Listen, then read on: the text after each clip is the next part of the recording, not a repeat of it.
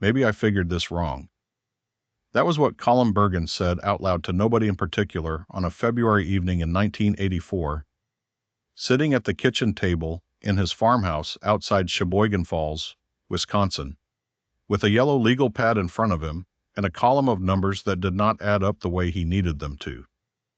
Nobody laughed at him when he said it. Nobody was there to hear it.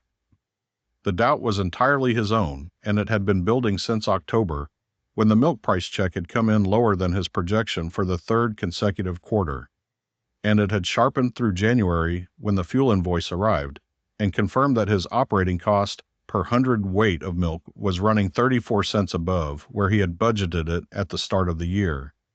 He had been dairy farming for 19 years. He knew how to read a cost sheet. What the cost sheet was telling him in February of 1984 was something he did not want to hear. 19 years in, and the numbers are telling you something you don't want to hear. That's a hard place to be, because part of you already knows they're right. You just ain't ready to say it out loud yet. Colin had come to Wisconsin from County Clare in Ireland in 1961, at the age of 22, with enough money for a bus ticket to Milwaukee and an introduction to a cousin who was working in a foundry in Sheboygan.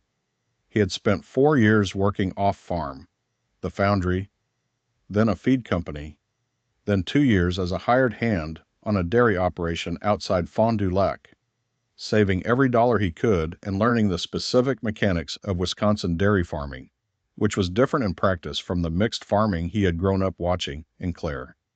He had bought his first farm in 1965, 60 acres, a small barn, a milking parlor that needed work, 12 cows.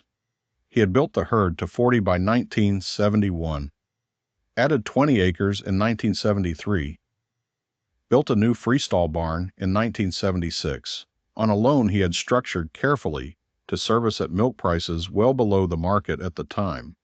He had been methodical about debt. He had watched other operations in the county expand aggressively on the assumption that milk prices would continue to rise, and land values would support increasing leverage, and he had felt the pull of that logic himself on more than one occasion. He had not followed it. By 1984, he was milking 62 cows on 80 acres, carrying $89,000 in total debt, $61,000 on the land, and $28,000 on equipment financed in 1981. His operation was not large by county standards. It was structured to be survivable. The problem in 1984 was not the structure. The problem was the margin. Milk prices in Wisconsin had been under pressure since 1981, when the federal milk price support program was adjusted downward as part of broader federal budget negotiations. The price Colin received per hundredweight of milk, the standard unit in dairy marketing, had fallen from $13.80 in 1981 to $12.40 in 1983, and was tracking toward $12.10 for 1984. His production costs had not fallen with prices. Feed costs had risen. Fuel had risen. His equipment loan was carrying a 14.5% interest rate that had seemed reasonable when he signed in 1981 and felt different now.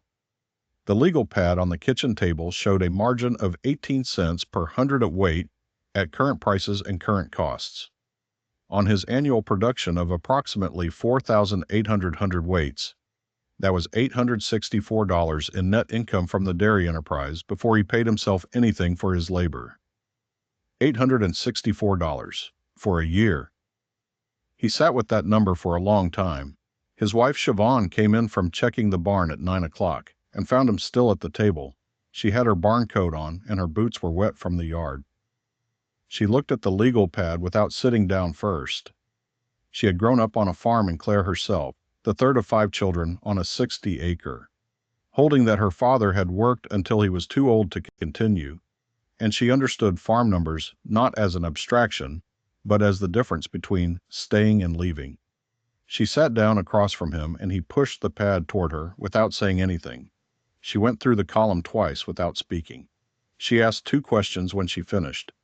She asked whether the equipment loan could be refinanced at a lower rate. He said he had called the bank in January and the answer was no. Rates had not improved in the way the agricultural lending market needed them to, and the bank was not offering terms that would materially reduce his monthly obligation. She asked whether selling the east paddock would give them enough to clear the equipment loan entirely. He said it would clear most of it. He said the east paddock was their best ground, the highest organic matter, the most consistent yield, the ground he had spent 3 years improving with cover crops and careful rotation. She said she knew that. She was not telling him to sell it. She was asking whether it was an option they should have visible in front of them when they were thinking through what was possible. He said yes. He wrote it at the bottom of the legal pad under a line he drew across the page. Options. Sell East Paddock. Retires equipment debt. Loses best 20 acres. He wrote 2 more options below it. Reduce herd to 50 cows. Cuts feed cost. Cuts revenue proportionally. Defer barn maintenance 12 months. Saves $4,200. Increases breakdown risk. He looked at the 3 options. None of them solved the problem. They each made the problem smaller in one way while creating a different exposure somewhere else. He said to Siobhan that he was not sure he had been thinking about the operation correctly for the past 3 years. She asked what he meant. He said he had been managing toward growth, always looking at what it would take to add cows, add land, expand the milking capacity. He said that orientation had been appropriate when margins were wider and had become inappropriate when margins had compressed the way they had. He said he thought he needed to manage towards survival for the next 2 years instead of growth, and that he was not entirely sure what that looked like in practice. Siobhan said that sounded right to her. She said it had sounded right to her since the previous spring, and she had been waiting for him to get there himself. He looked at her for a moment. He said she might have mentioned it. She said she had mentioned it twice, and that he had been not quite ready to hear it both times. He thought about that and conceded that she was probably correct. She told him twice, and he wasn't ready. That happens. Sometimes the right information finds you at the wrong time, and it just don't land. Then one day it does. Usually when you're sitting alone at a table at 9 o'clock at night, with nowhere left to look but the numbers. He spent the next 2 weeks going through every line of his operation, looking not for what he could grow, but for what he could cut without cutting his ability to produce milk. It was a different orientation than the one he had been using, and it found things that the growth mindset had been looking past. The service contract on the bulk milk tank was costing $840 per year. He called the contractor and asked what a time and materials arrangement would cost instead of the annual contract. The answer was approximately $300 in a normal year, more if something failed. He cancelled the contract and put $540 back in the operating budget. He had been buying a branded premix supplement for the milking herd at a cost of $1.20 per cow per day. He called the county extension nutritionist, a service he had been paying for through the county farm bureau and not using, and asked for a feed audit. The nutritionist found that his herd's protein requirements were being met at a cost 30% above what an alternative ration would achieve. He switched rations. The cows did not notice. His feed cost dropped by 31 cents per cow per day, which across 62 cows across 365 days was $7,013 per year. He deferred the planned replacement of 2 freestall mattresses that had been on his maintenance list since autumn. He inspected them carefully, found that both were serviceable for another season with minor repair, and spent $180 on materials to extend their life. The replacement cost he had budgeted was $1,400. He did not sell the East Paddock. He did not reduce the herd. He did not refinance anything, because the refinancing market was not offering terms that helped him. He found $11,200 in annual cost reduction across 12 line items none of them larger than $2,100 individually, none of them compromising his ability to produce milk at his current volume. His margin per hundredweight at revised costs was 18 cents plus $2.33, which worked out to approximately $2.51 per hundredweight.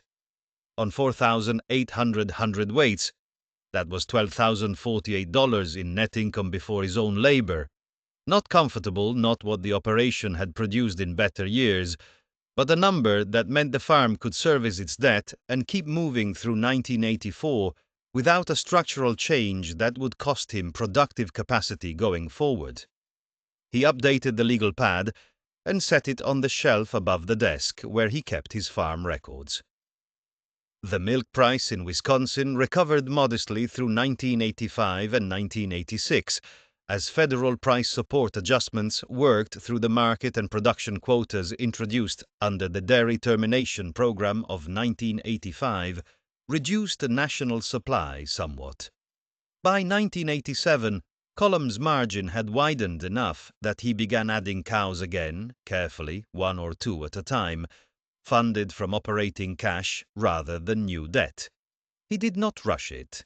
He had learned something in February of 1984 about the cost of building an operation faster than the margins could support, and that lesson had settled into how he made decisions in a way that stayed with him. By 1991, he was milking 80 cows and had retired the equipment loan 3 years ahead of schedule.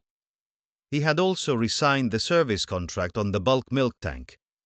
The alternative ration was still in place, the feed cost savings had held, and he had decided that paying $840 for the service contract was worth it once his cash position was stable enough to absorb it comfortably. He noted the re-sign-up in his farm record without commentary. It was a different decision made in different circumstances. Both decisions had been right for when they were made. He kept the east paddock. It remained his best ground. The February evening at the kitchen table had not produced a dramatic decision. There had been no single moment that changed everything, no old machine that started when it was supposed to fail, no vindication scene at the elevator.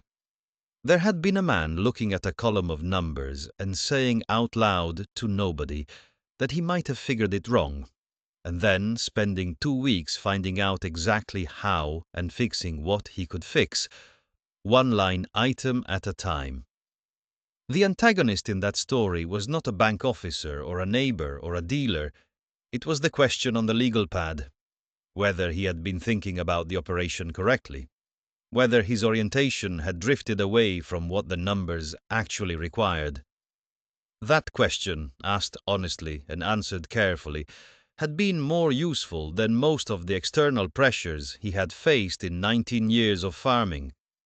It was also the hardest question to ask, because the answer required him to be wrong about something he had been doing for a long time. He had been wrong. He had fixed it. The farm kept going. Have you ever had to make a significant decision when you were not entirely sure you were right about the situation, and gone ahead anyway?